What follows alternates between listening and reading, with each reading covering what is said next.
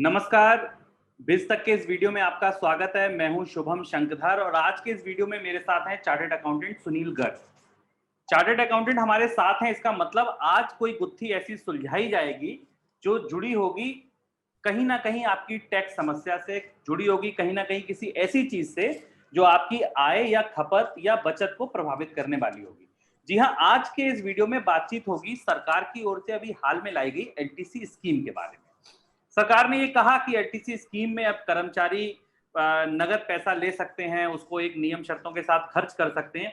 लेकिन कौन ले सकता है, एलटीसी किसे मिलता है, कितना मिलता है, कब खर्च कर सकता है, किस तरह ले सकता है, उसकी टैक्स इंप्लीकेशंस कैसी होंगी, ये तमाम ऐसे सवाल हैं जो तमाम कर्मचारियों के दिमाग में, टैक्स पेयर्स के दिमाग में घूम रहे हैं। इस वीडियो में आज हम एक एक कर इन्हीं सवालों का हल ढूंढेंगे, टटोलेंगे, सुनील जी से डिस्कशन करेंगे। सर, स्वागत है आपका इस वीडियो में। मेरा सबसे पहला सवाल, एलटीसी मिलता किसे है, एलटीसी क्यों दिया जाता है और इसके पीछे की जो पूरी अर्थशास्त्र है वो क्या है? नमस्कार शुभम जी, बड़ा अच्छा सवाल और बड़ा हॉट टॉपिक है। परसों हमारी वित्त मंत्री मिसेस निर्मला सीतारमण ने एक प्रेस कॉन्फ्रेंस की और बताया कि हम एलटीसी का पैसा कैश देंगे और आप उसको खर्च कर दीजिए तो आप क्लेम ले सकते हैं। आपने सवाल पूछा कि एलटीसी होता क्या है।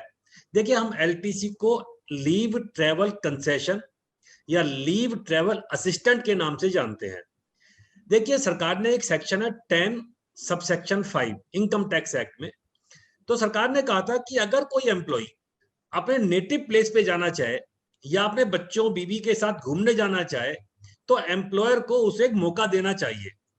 तो सरकार ने एक स्कीम निकाली थी कि 4 साल के ब्लॉक में आप 2 बार जा सकते हैं, लेकिन उसमें एक बार आप चले जाइए अपने नेटिव प्लेस और एक बार आप चले जाइए हिंदुस्तान के किसी भी कोने में घूमने। तो एम्प्लॉयर, जो आपका एम्प्लॉयर है, वो आपको आपके टिकट के पैसे रिम्बर्स कर देता था। उसको हम कहते थे लीव ट्रेवल अलाउंस, और वो 4 साल के ब्लॉक में आप 2 बार क्लेम कर सकते हैं। आपको ध्यान क्या रखना है, लीव ट्रेवल असिस्टेंट या लीव ट्रेवल कंसेशन में केवल टिकट का किराया, चाहे आप बाई एयर जाएं, चाहे बाई ट्रेन जाएं या डिलक्स बस से जाएं, वही आपको मिलता है। उसमें होटल के खर्चे या साइट सीज के खर्चे नहीं मिलते हैं। अब जो प्रेजेंट ब्लॉक चल रहा था, जैसे मैंने बताया 2 बार ले सकते हैं, तो जो प्रेजेंट ब्लॉक चल रहा था वो 2018 और 2021 का चल रहा है। अब चूंकि कोविड के कारण लोग घूमने नहीं जा पाए हैं, तो सरकार ने कहा कि भाई हम आपको एक फैसिलिटी दे रहे हैं, क्योंकि जब आप घूमने जाते हैं आपको टिकट देनी होती है, बोर्डिंग पास देना होता है, आपका एम्प्लॉयर आपको रिम्बर्स कर देता है और वो इनकम टैक्स में पूरी तरह से माफ होता है। सेक्शन 10 पूरी माफी का सेक्शन है। अब चूंकि आप घूमने नहीं जा रहे हैं तो सरकार ने कहा कोई बात नहीं, आप एक काम कीजिए, आप कैश पैसा ले लीजिए हमसे, नगद पैसा ले लीजिए और आप घूमने मत जाइए, लेकिन कंडीशन लगा दी है उसको आपको खर्च करना पड़ेगा। तो ये leave travel allowance, leave travel concession का ये मतलब होता है।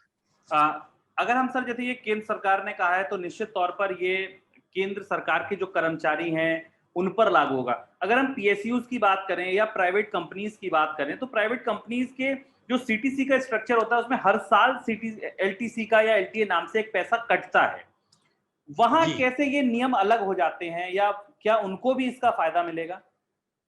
हाँ, मैडम वित्त मंत्री ने कहा है कि अभी जो स्कीम हम दे रहे हैं वो सेंट्रल गवर्नमेंट एम्प्लॉइज और पब्लिक सेक्टर अंडरटेकिंग के लिए स्कीम उन्होंने दी है, लेकिन साथ में वित्त मंत्री जी ने कहा है कि अगर प्राइवेट सेक्टर के एम्प्लॉयर चाहें तो सेम स्कीम अपने एम्प्लॉइज को भी दे सकते हैं और उनको भी वही छूट मिलेगी जो सेंट्रल गवर्नमेंट एम्प्लॉइज को या प्राइवेट सेक्टर एम्प्लॉय या पीएसयू के एम्प्लॉइज को मिलने जा रही है। यानी आप घूमने मत जाइए, आप लीव ट्रेवल अलाउंस का जो अमाउंट बनता है, मतलब बाई एयर का जितना टिकट है, इकोनॉमी फेयर का या फर्स्ट क्लास आप रेल की टिकट का जो इक्विवेलेंट पैसा है या डिलक्स बस का जो इक्विवेलेंट पैसा, जो भी एंटाइटल्ड है जिस भी स्लैब में, आप उनको नगद दे दीजिए। तो आपको वाउचर लेने की जरूरत नहीं है, बोर्डिंग पास लेने की जरूरत नहीं है, क्योंकि जब आप घूमने जाते थे शुभम जी तो एम्प्लॉयर आपसे टिकट मांगता था, आपसे रेल की टिकट मांगता था। अब जरूरत नहीं है, लेकिन जरूरत दूसरी बढ़ा दी है। अब आपको खर्चे का प्रूफ देना होगा और खर्चा भी कितना, आपको 3 गुना खर्चा करना पड़ेगा, तब आप उसको छूट ले सकते हैं, अदरवाइज आपको छूट नहीं मिलेगी। जी जी। एक बड़ी इंपॉर्टेंट चीज सर ये थी कि इसका जो टैक्स इम्प्लीकेशंस था वो जो हम लगातार देखते आते थे, हमारे टैक्स एक्सपर्ट ये बताते थे कि आपको 1 साल टैक्स देना होता है, दूसरे साल अगर आप क्लेम करते हैं तो टैक्स फ्री होता है। वो क्या बात थी कि अगर हम हर साल लेते थे तो टैक्स लगता था, हर दूसरे साल पर नहीं लगता था। अब क्या इस स्कीम के बाद क्या हो जाएगा? नहीं, स्कीम में कोई परिवर्तन नहीं है। देखिए, जैसे मैंने बताया था कि 4 साल का ब्लॉक होता है, 4 साल में आप 2 बार ले सकते हैं। लेकिन अगर आपने 2 से ज्यादा बार लिया लीव ट्रेवल अलाउंस, या आपका एम्प्लॉयर इतना महान है, वो आपको हर बार घूमने के लिए परमिशन दे रहा है, तो सरकार कहती थी कि 2 बार की छूट तो हम आपको दे देंगे जो आपको पैसा मिला है। उससे ज्यादा आपका एम्प्लॉयर देगा, वो आपको टैक्सेबल हो जाएगा, आपके सैलरी में परक्यूजिट की डेफिनेशन में मान लिया जाएगा। उस स्कीम में कोई परिवर्तन नहीं किया सरकार ने। एक परिवर्तन जो मैंने बताया, आप लीव ट्रेवल का पैसा बिना घूमे हुए ले लीजिए और आप उस पैसे को नगद प्राप्त कर लीजिए, लेकिन ये ध्यान रखना है आपको 3 गुना खर्च करना है, 3 गुना उसका। और उस आइटम में जो जीएसटी वाले आइटम है 12% से ऊपर, मैं उसकी डिटेल में आता हूं बाद में, अपने दर्शकों को समझाते हैं। तो ये कंडीशन आपको पूरी करनी है, तो आपको छूट मिलेगी, आपको कोई टैक्स नहीं लगेगा। अब बात आई खर्चे की। चलिए, अब ले तो लिया, टैक्स लगेगा नहीं लगेगा, कैसे लगेगा ये हमने समझ लिया, एलटीसी किसे मिलता है ये समझ लिया, और हमारी कंपनी भी चाहे तो हमें दे सकती है ये समझ लिया। अब बात आई सर खर्चे की। खर्च करने जाएं तो क्या ध्यान रखें कि कहां खर्च ना करें जो ये स्कीम का फायदा उठा सकें? देखिए, सरकार ने बड़ी चतुराई से इस स्कीम को लाए हैं, लेकिन क्योंकि सरकार का उद्देश्य था कि आप डिमांड बढ़ाइए, आप परचेज कीजिए। मैं आपको एक उदाहरण से समझाता हूं। मान लीजिए आपको 1 लाख रुपए एलटीसी के लिए आप एंटाइटल्ड है, आपको 1 लाख रुपए मिल सकता है एलटीसी में आपके रैंक के हिसाब से। तो सरकार ने क्या कहा कि 1 लाख रुपए की छूट लेने के लिए आपको 3 लाख रुपए खर्च करने पड़ेंगे, 3 लैक्स। और आपको किस में खर्च करना है? आपको उस आइटम में खर्च करना है जिसपे जीएसटी का रेट कम से कम 12% हो, जिसपे जीएसटी का रेट कम से कम 12% हो। जैसे आप मोबाइल फोन ले सकते हैं, आप लैपटॉप ले सकते हैं, आप कार ले सकते हैं, आप ऐसा कोई कंज्यूमर ड्यूरेबल ले सकते हैं जहां पर 12% का जीएसटी का रेट लगता हो। यानी अगर आपने खाने पीने में खर्च कर दिया, वहां पर तो जीएसटी रेट 5% है, तो आपको छूट नहीं मिलेगी। 12% वाला आइटम लेना है, एक बात। दूसरी बात, आपको उसी डीलर से लेना है जो रजिस्टर्ड डीलर होगा। अगर आपने रजिस्टर्ड डीलर से नहीं लिया तो आपको छूट नहीं मिलेगी। तीसरी महत्वपूर्ण बात, आपको नगद पेमेंट नहीं करनी है, आपको डिजिटल माध्यम से पेमेंट करनी होगी। लैश कैश इकोनॉमी की बात, आप क्रेडिट कार्ड से दे दीजिए, आप चेक से दे दीजिए, ऑनलाइन ट्रांसफर कर दीजिए, लेकिन कैश पेमेंट आपको नहीं करनी है। आपको इन तीनों बातों का ध्यान रखना है और उसी के बाद आपको छूट मिलेगी। और एम्प्लॉयर भी आपसे मांगेगा पहले बिल, कि आपने जो खर्चा किया है भैया उसका बिल दे दीजिए। बिल देंगे तो छूट है, नहीं तो आपको टैक्स देना पड़ेगा। एक बड़ी इंपॉर्टेंट चीज आपने कहा रजिस्टर्ड डीलर। तो रजिस्टर्ड डीलर से मतलब वही माने कि जो पक्का बिल दे, जिसका जीएसटी नंबर हो, या कोई और परिभाषा? हाँ, जिसका जीएसटी में नंबर होगा, अगर आप उससे लेंगे। देखिए, हमारे यहाँ नियम क्या है शुभम जी, 20 लाख रुपए जो छोटा दुकानदार है वो कई बार जीएसटी में रजिस्टर्ड डीलर नहीं होता है, क्योंकि 20 लाख से कम सेल पर जीएसटी नहीं लगती है। तो आपको लेना उससे है जो जीएसटी में रजिस्टर्ड है। आपको पक्का बिल, उस पर जीएसटी नंबर चेक करना है, इस पर जीएसटी नंबर है, और वो उस पर बिल पे जीएसटी लगाए फिर आपको दे।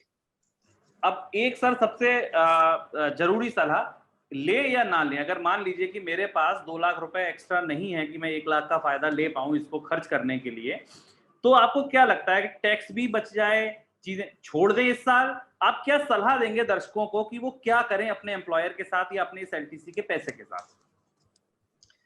देखिए, सरकार ने, जैसे मैंने बताया शुभम जी, एक बड़ी चतुराई वाला कदम उठाया है। अब मैं आपको एग्जांपल देता हूं। मान लीजिए आप 1 लाख रुपए के लिए एंटाइटल्ड है और आप 30% के स्लैब में आते हैं, 30% के स्लैब में, तो आपको टैक्स कितना बचा? 30,000 इनकम टैक्स में 30,000 की छूट मिली।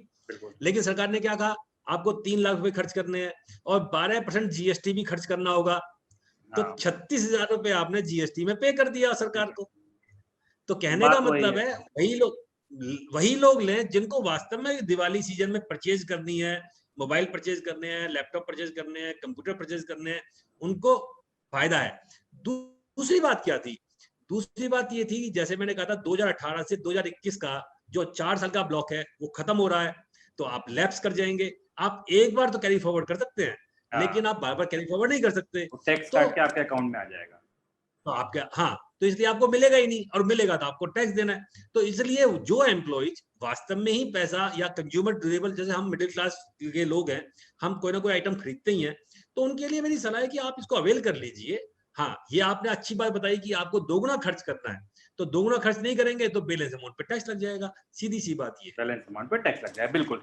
तो हमने बहुत बारीकी से, बहुत सरल तरीके से ये समझा कि एलटीसी क्या, किसे ये फायदा मिलेगा, आपकी कंपनी को मिलेगा नहीं मिलेगा, ये पूरी तरीके से सरकार की तरफ से छूट है, आपकी कंपनी के मैनेजमेंट पर, आपकी कंपनी के अधिकारों पर निर्भर करता है कि वो आपको इसका फायदा देते नहीं देते, और आपको जब इसको इस्तेमाल करना है तो किन बातों का ध्यान रखना चाहिए, ये सुनील जी ने बहुत स्पष्ट सरल शब्दों में आपको समझाया। बहुत शुक्रिया सर इस वीडियो में जुड़ने के लिए। आप बिस्तक के साथ जुड़े रहिए अन्य वीडियो से।